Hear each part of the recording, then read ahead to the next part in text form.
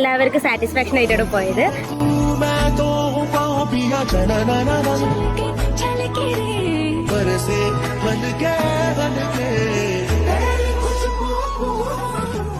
Food, biryani, മറ്റുള്ള എല്ലാം കൊണ്ട് ഫുഡായിരുന്നു.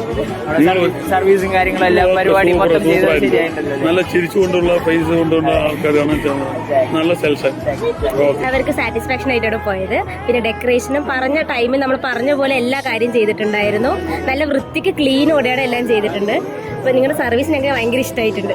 ഫുഡിലാണെങ്കിലും ഒരു കുറവുമില്ല, നല്ല ടേസ്റ്റ് ആയിട്ട് എല്ലാവർക്കും പറ്റുന്ന രീതിയിൽ അൺലിമിറ്റഡ് ആയിട്ടാണ് കൊടുത്തത്. ഇത് നല്ല തോന്നി.